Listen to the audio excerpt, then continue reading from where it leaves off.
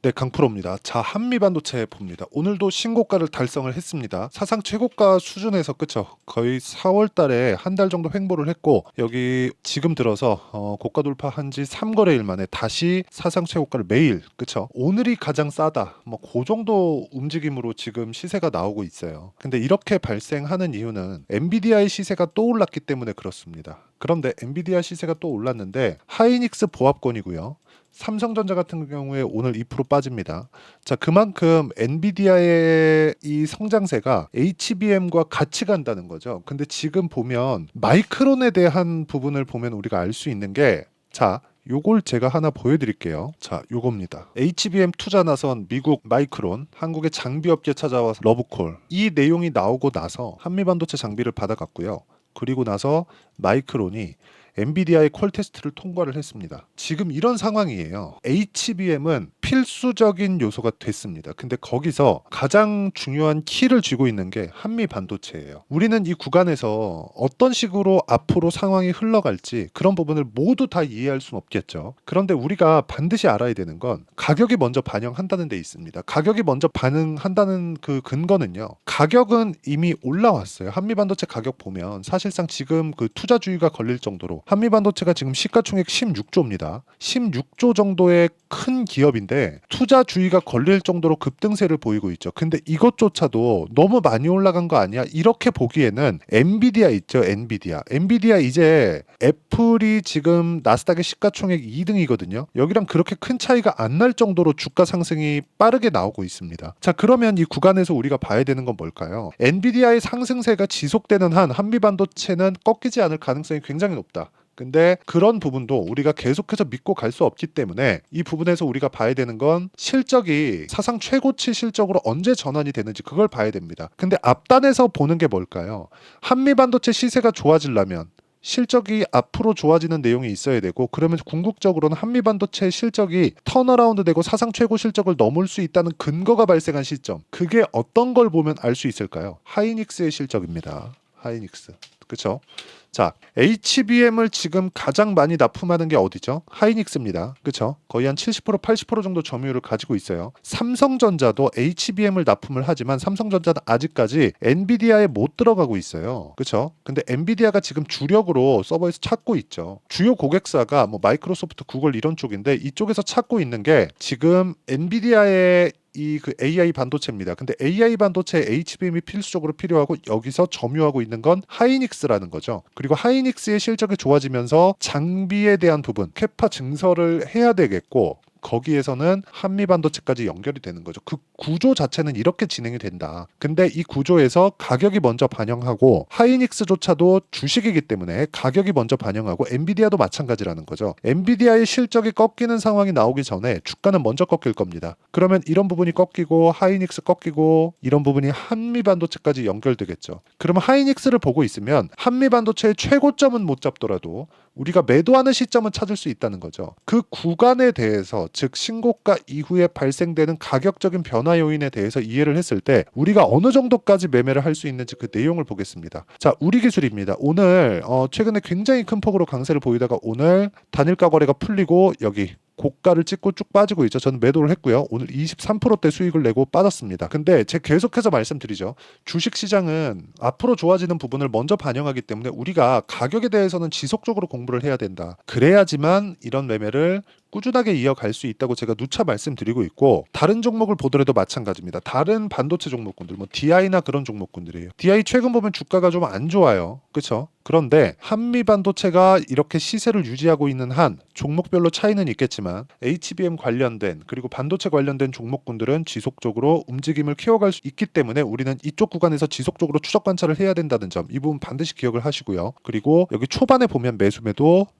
이런 식으로 시세가 계속해서 진행이 되어 왔다는 점이 중요합니다. 그리고 신고가 구간에 매매를 했다는 점 이 부분 반드시 기억을 하시고 같이 공부를 해 나가는 게 진짜 중요합니다. 혼자 하기보다 같이 공부를 해 나가는 게 중요하고 같이 공부하는 공부방에 대한 부분을 제가 여기 소통방으로 그렇죠? 소통방으로 마련을 해놨습니다. 자, 어저께 뭐 한국 화장품 제조 이렇게 진행이 됐는데 한국 화장품 자 오늘은 제가 시가 매매가 못 나갔습니다. 자 보세요.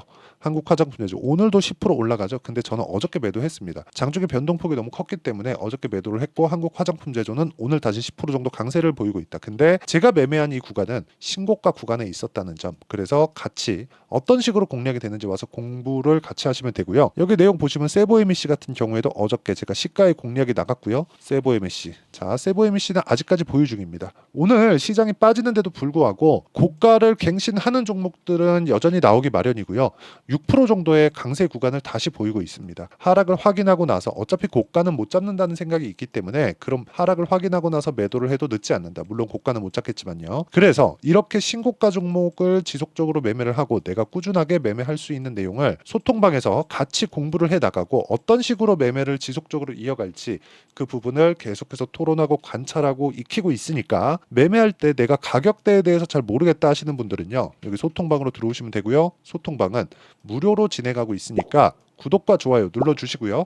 상단에 있는 전화번호로 구독 또는 10억이라고 문자 보내주시고 그리고 여기 소통방에서는 한미반도체도 지속적으로 추적 관찰을 하고 있다는 점, 이 부분이 중요합니다. 자, 하나 더 보여드릴게요. 삼양식품입니다. 자, 삼양식품 제가 어저께 매수를 하고 오늘 1% 정도 하락하고 있어요. 그런데 이거는 아직까지 추세를 유지하고 있습니다. 삼양식품 같은 경우에 지금 단기간으로 너무 많이 올랐지만 올라간 구간에서 내가 매매를 지속적으로 하고 있다는 점을 보여드리기 위해서 제가 계속해서 이야기를 드리는 거고 이 내용 역시도 소통방에서 모두 같이 공부해 나가고 제가 이야기를 드리고 있습니다. 그렇죠? 오셔서 이렇게 신고가 종목군들을 어떻게 매매를 이어가는지 그 부분에 대해서 같이 배워가고 매매를 이어가면 되겠습니다. 자, 그리고 제가 어떤 류의 종목군들을 지속적으로 매매하고 있는지 다 공개를 했으니까 이 내용을 가지고 한미반도체를 보면 제가 왜 한미반도체에 집중을 하고 매일매일 영상을 올려드리고 있는지 명확하게 보실 수 있을 겁니다. 재료가 좋아서 이거 당연한 거죠. 근데 이것보다 더 중요한 게 시세를 유지하고 있기 때문입니다. 주가는요, 철저하게 시세가 유지되었을 때 추가적으로 상승할 수 있는 구간이 잡히게 되는 거고 추가적으로 상승할 수 있는 구간이 나오기 전에 신고가를 먼저 마련하게 됩니다. 그렇기 때문에 한미반도체 같은 경우에 약간 조금 기간을 넓혀서 보면요. 23년도에도 굉장히 큰 폭으로 한 6배, 7배 정도 주가 상승이 나왔습니다. 10,000원부터 60,000원대까지. 그렇죠?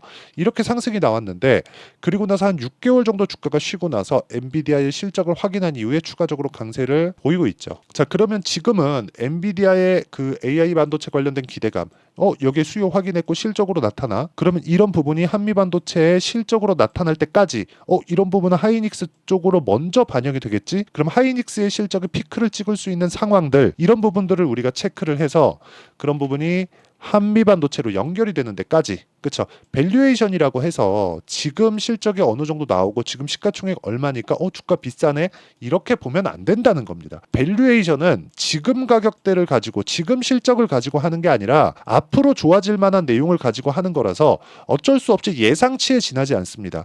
이런 숫자 넣고 저런 숫자 넣어서 내가 계산기 딱딱딱 두드려 갖고 이 나오는 숫자가 주가가 고평가 저평가를 논할 수 없다는 이야기예요.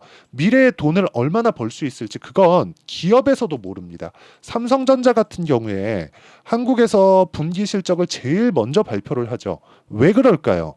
딱 그 분기에 영업한 내용을 가지고 일주일 동안 계산을 해서 첫째, 그렇죠? 분기 시작하는 그 첫째 주에 금요일 날이나 목요일 날 발표를 합니다. 그게 잠정 실적을 딱 발표를 하고 그달 말경 정도에, 그렇죠? 그달 말경 정도의 확정 실적을 발표를 합니다. 왜 그럴까요?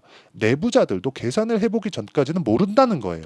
물론 어느 정도의 이 판매량이 나오고 어떤 게 인기가 있더라, 그러니까 앞으로 실적이 이렇게 잘 나오겠지, 이런 부분에 대한 예상은 가능하지만 그것보다 더 빠른 게 뭐예요? 예상이 아니라 확정치, 가격이라는 부분이 있다는 겁니다. 그리고 그 가격에 대한 부분은 아까 전에 말씀드렸었던 대로 여기 소통방에서 제가 모두 공유를 해드리고 있고 그리고 같이 공부를 해 나가고 있으니까 상단에 있는 전화번호로 구독 또는 10억이라고 문자 보내주시면 되고요. 그리고 이 내용에 대해서 어떤 식으로 우리가 가격을 판단하고, 그렇죠? 그 내용, 그 근거, 어떤 식으로 공부를 해 나가야 될지 그 내용에 대한 부분이 있겠죠. 그 내용은 여기 한미 반도체의 가격과 단기 보유 전략. 단기는 2주입니다. 2주 동안 수익 전환 시켜야 돼요. 만약에 안 되면 매도해야 됩니다. 손절이라도 해야 돼요. 손절 같은 경우에는 내가 데미지가 엄청나게 크고 리스크가 엄청나게 동반하는 그런 매매는 존재하면 안 됩니다. 그렇기 때문에 가격이 진짜 중요하다고 제가 누차 말씀드리고 있는 거고, 이 가격에 대한 부분을 그렇죠. 이해하고 단기 보유 전략으로 연결시켰을 때 어떤 식으로 매매 진행이 될지 그 내용에 대한 부분을 한미 반도체 실시간 타점이겠죠.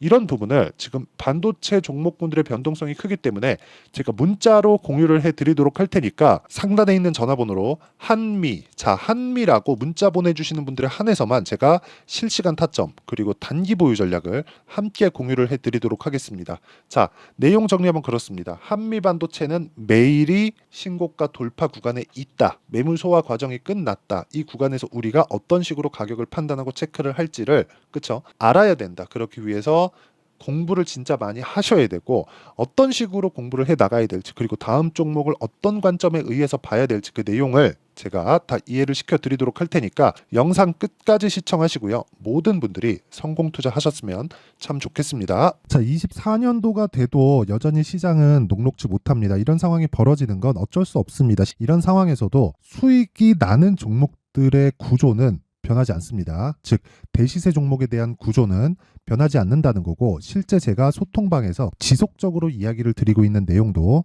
대시세 종목이나 시장 주도주를 공략하는 건 철저하게 가격 분석을 하라고 이야기를 드리고, 가격 분석 이후에는 이슈에 대한 파악, 그리고 이슈를 파악하고 나서는 다시 내가 얼마에 매수할지 그 타점에 대한 부분을 지속적으로 언급을 하고 있습니다. 자, 근데 생각해 보세요. 1월 달에 시장이 굉장히 어려웠습니다. 어려운 상황에서의 어떤 종목들이 강했냐 보면 반도체와 그리고 바이오입니다. 자, 실제 여기 보면요. HLB에 제가 실제 매매한 내용을 띄워놓고 보여드리고 있는데, 1월 22일부터 매매를 시작해서 4일 동안 31%의 수익 마감이 됐고요. 그리고 여전히 신고가 종목입니다. 자, 그리고 그 다음 어보브 반도체, 이름을 보시다시피 반도체 종목이죠. 그리고 AI 반도체는 지속적으로 강세를 보이고 있습니다. 이 종목도 신고가를 먼저 달성한 이후에 제가 21%의 단기간에 21%의 큰 수익을 내고 마감이 됐습니다. 다시 재공략을 준비하고 있고, 이런 부분은 소통방에서 다 공유를 해드립니다. 자, 그리고 그 다음 코세스. 자, 코세스 같은 종목도 당연히 그쵸, 신고가 종목이고요. 그리고 반도체 종목입니다. 이 종목도 영업일 기준에서 이틀 동안 대략 한 15%의 수익 마감이 됐습니다.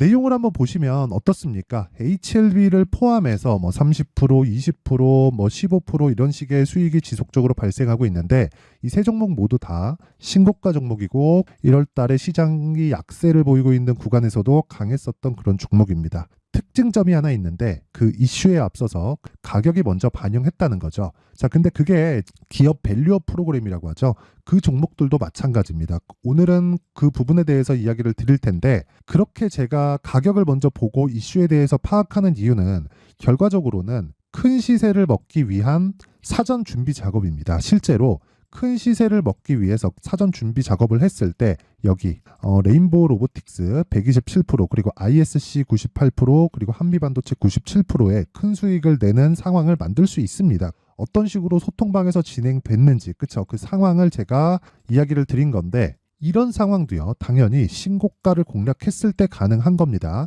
자, 그러면 이번에도 마찬가지입니다. 그쵸, 정부 주도의 코리아 디스카운트 해소 방안이 2월 달에 발표를 하고요. 그리고 2월 달에 발표된 내용을 토대로 주가가 움직이는 게 아니라 이미 움직인 내용이 있죠. 실제 이 내용은 크게 중요한 게 아니라는 겁니다.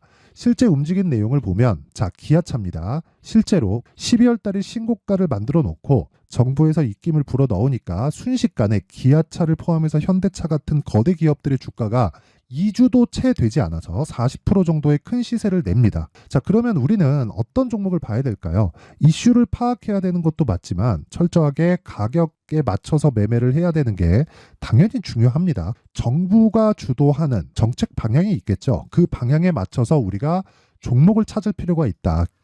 자, 그러면 답이 나왔습니다. 정부가 주도하는 방향에 맞춰서 제2의 기아차를 찾는 게 지금은 중요하다. 근데 정부 정책의 방향에 맞게 가자. 그랬을 때 앞서서 제가 보여드렸었던 내용인 여기 레인보우 로보틱스 127% 그리고 ISC 98% 그리고 한미반도체 97%와 같은 수익을 낼 수 있습니다. 물론 시간에 대한 부분은 최소 2주의 시간이 필요하고요. 그리고 최장 3개월 안에 끝내야 됩니다.